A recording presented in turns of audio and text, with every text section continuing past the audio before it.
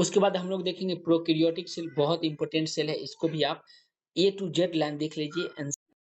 के mind map, आकाश का NCERT mind map है, उसी से मैं दिखा दूँ। प्रोकैरियोटिक सेल और इसका सभी लाइन देखिए। Lack membrane bound cell organelles, membrane bound cell organelles इसमें नहीं पाया जाएगा। All are represented by bacteria, blue green algae mycoplasma and PPLO किसको रिप्रेजेंट करेगी? तो प्रोकैरियोटिक सेल को रिप्रेजेंट करेगी। इसका तीसरा इंपॉर्टेंट लाइन देखिए। In addition to genomic DNA, many bacteria have a small circular DNA outside the genomic DNA, जिसको हम लोग क्या कहेंगे? प्लाज्मिड कहेंगे।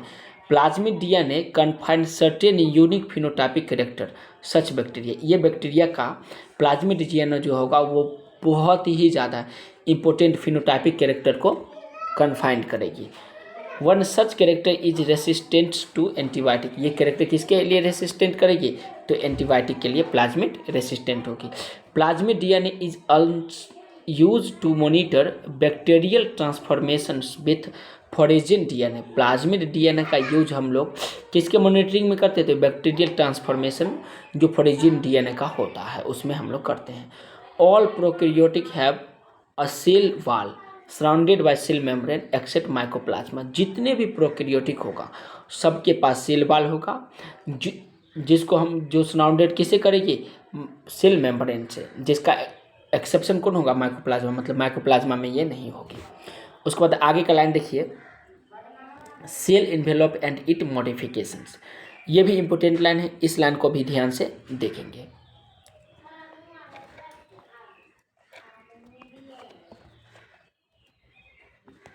Most prokaryotics cell have cell envelope which is tightly bound 3-layer structure, जितने भी prokaryotic या ज़्यादातर प्रोकैरियोटिक होगा जिसके पास क्या होगी? सेल इन्वेलप होगा, और जो किसको टाइटली बाउंड करेगी? तो लेयर स्ट्रक्चर को, 3 लेयर स्ट्रक्चर को टाइटली बाउंड करेगी। Outer glycocalyx formed by cell walls and then the plasma membrane, outer क्या होगा? ग्लाइकोकेलिक्स होगा, जो किससे फॉर्मेट होगी? तो सेल वॉल से। उसके बाद क्या होगा? प्लाज्मा मेम्ब्रेन होगी। आगे का लाइन देखिए, ग्लाइकोकेलिक्स में also sheath called slime layer और thick and tough called capsule, बहुत इंपॉर्टेंट है। ग्लाइकोकेलिक्स जो होगा वो लूज शीथ जिसको हम लोग स्लाइम लेयर कहेंगे, जो थिक एंड टफ कॉल्ड जिसको कैप्सूल भी हम लोग कह सकते हैं। आगे का लाइन है, the cell wall prevented bacteria from bursting और कलेप्सिंग, सेल वॉल जो होगा किसको प्रिवेंट करेगी? बैक्टीरिया को। किसके लिए? तो ब्रस्टिंग के लिए और कलेप्सिंग के लिए ये क्या करेगी?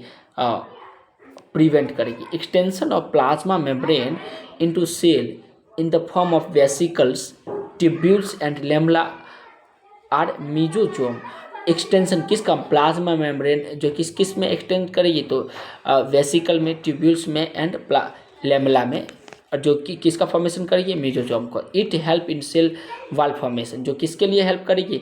सेल वॉल के फॉर्मेशन में हेल्प करेगी, डीएनए रेप्लिकेशन में हेल्प करेगी, डिस्ट्रीब्यूशन ऑफ डॉटर सेल के डिस्ट्रीब्यूशन में हेल्प करेगी, रिस्पायरेशन में हेल्प करेगा, सेक्रेशन में हेल्प करेगी, and process and increase the surface area of plasma membrane, जो किसको इंक्रीज करेगी?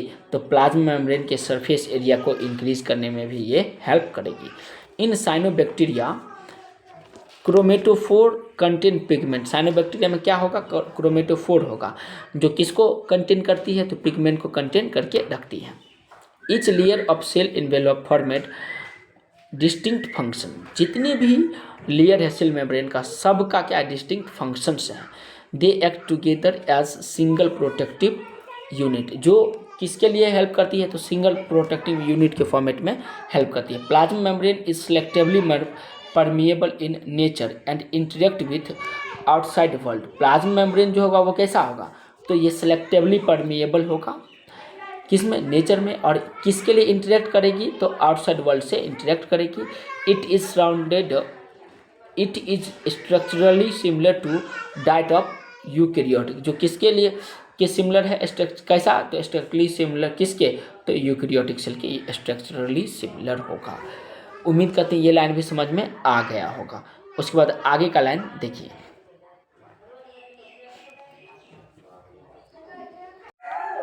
आगे का इंपॉर्टेंट लाइन देखिए, बैक्टीरिया में भी मोटाइल, मोटाइल और नॉन मोटाइल। बैक्टीरिया या तो मोटाइल हो सकती है या नॉन मोटाइल भी हो सकती है। If motile they have flagella, अगर ये मोटाइल होगा तो इसके पास क्या होगा, फ्लेजला होगा, composed of 3 part, filament, hook and basal body. जो कितने पार्ट से कंपोज करेगी, तो 3 पार्ट से। एक पार्ट होगा फिलामेंट होगा, दूसरा हुक होगी या तीसरा बेसल बॉडी होगा। किसका, तो बैक्टीरिया का। ये कैसा हो सकता है, मोटाइल एंड नॉन मोटाइल होगी। अगर मोटाइल होगा तो फ्लेजलम पाया जाएगा, जो कंपोज करेगी किससे, फिलामेंट से, हुक से एंड बेसल बॉडी से। Pili and fimbriae do not play role in motility. Pili और फिम्ब्री जो होगा वो किस में रोल नहीं अदा करती है, तो मोटिलिटी में ये कोई रोल अदा नहीं करती है। Bacteria on the basis of difference in cell envelope can be gram positive and gram negative. Bacteria क्या हो सकता है, सेल इन्वेलप के आधार पे ग्राम पॉजिटिव भी हो सकता है और ग्राम नेगेटिव बैक्टीरिया भी होगा। किसके आधार पे, तो सेल इन्वेलप जो होगा उसी के आधार पे। उसके बाद हम लोग पढ़ेंगे राइबोसोम एंड इंक्लूजन बॉडी। तो अब हम लोग एनसीईआरटी का लाइन देख लेते हैं। एनसीईआरटी का लाइन देख लीजिए, सेल इन्वेलप एंड इंड मॉडिफिकेशंस।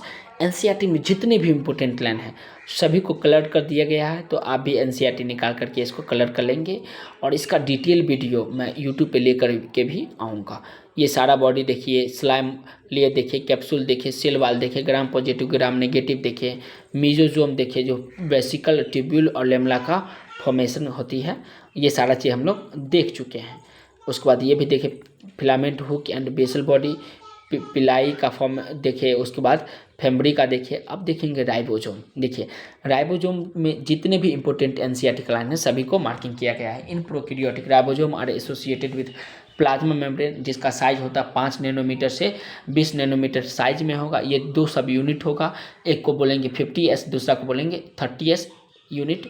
ये दोनों मिल करके ये 50S और 30S मिल करके 70S प्रोकैरियोटिक राइबोसोम का निर्माण करेगा, जो प्रोटीन के सिंथेसिस में हेल्प करेगी।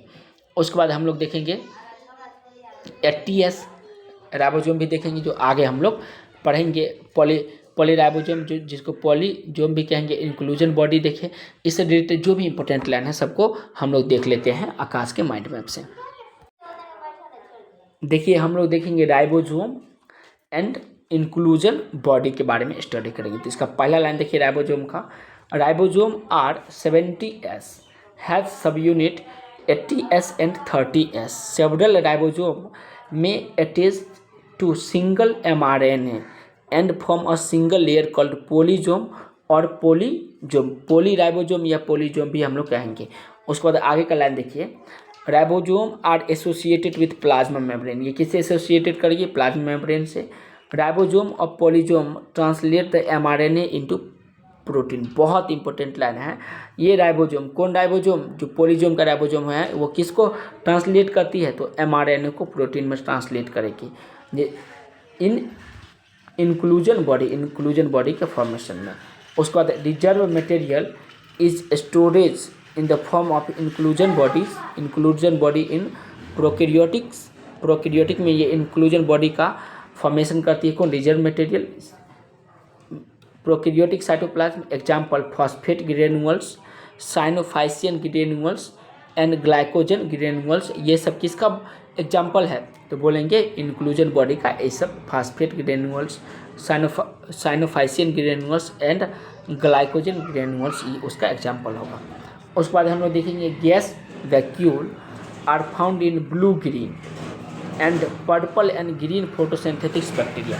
ये जो गैस वैक्यूल होगा वो किसके फॉर्मेट में फाउंड करेगी, तो बोलेंगे blue green and purple and green photosynthetic bacteria में ये फाउंड करेगी। तो राइबोसोम और उसके रिलेटेड जो भी इंपॉर्टेंट पॉइंट था सभी पॉइंट को हम लोग देख लिए। बस इसको आप लिख लीजिएगा और याद करते जाइएगा। चलिए दोस्त मैं आपको दिखा दूं यूकैरियोटिक सेल और एनसीईआरटी का जितने इंपॉर्टेंट लाइन है सभी को मार्किंग किया गया है, तो आप भी मार्किंग कर लेंगे। ये फिगर भी दिया गया है, पहला फिगर देख लीजिए, बहुत बेहतरीन फिगर है और नीट में सवाल इससे भी पूछा जा चुका है, तो इसको भी याद रखेंगे। पहला जो फिगर है वो देख लीजिए, उसका दूसरा फिगर देख लीजिए। और पहला फिगर था प्लांट सेल का, दूसरा है एनिमल सेल का फिगर। ये जो फिगर देख रहे हैं ये किसका है, तो प्लांट सेल का है। ठीक है, देख लिए। उसके बाद हम लोग देखेंगे एनिमल सेल का फिगर, एनिमल सेल का फिगर, और जो डायग्राम लेबलिंग है उसको भी याद रखेंगे।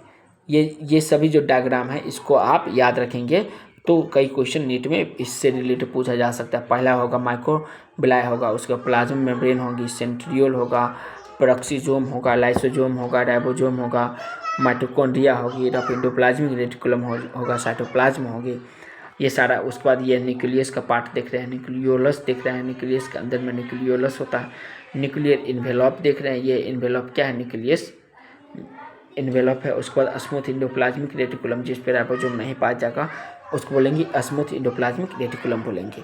तो उम्मीद करते हैं यहाँ तक का भी पॉइंट समझ में आ गया होगा। अब उसके बाद हम लोग देखते हैं आगे का सब टॉपिक। उसके बाद हम लोग देखेंगे सेल मेम्ब्रेन। चलिए यहाँ तक पहले एनसीईआरटी का सभी लाइन देख लेते हैं। आगे का लाइन देखिए, यूकैरियोटिक सेल पढ़ेंगे। Beside the nucleus eukaryotic cell have में other membrane bond structure called organelles called endoplasmic reticulum, Golgi complex, ETC। ये सभी क्या है, यूकैरियोटिक सेल का एग्जाम्पल होगा। Eukaryotic include all the protist में plant and animal and fungi. जितने भी यूकैरियोटिक होगा उसके अंतर्गत सभी प्लांट को रखा गया है, सभी प्रोटिस्ट को, प्लांट को और एनिमल एंड फंगी को रखा गया है। प्लांट सेल हैव में लार्ज वैक्यूल, प्लांट सेल के पास लार्ज वैक्यूल होगा। एनिमल सेल हैव में सेंट्रियोल, एनिमल सेल के पास क्या होगा, centriole, which are almost absent in plant cell, जो कि इसमें ऑलमोस्ट नहीं पाया जाएगा तो बोलेंगे प्लांट सेल में। Ribosome of 80S in cytoplasm, cytoplasm में 80S होगा, उसका sub unit small sub unit 40S and large sub unit क्या होगा, तो बोलेंगे 80S होगा। तो उम्मीद करते हैं ये सारा लाइन भी समझ में आ गया होगा।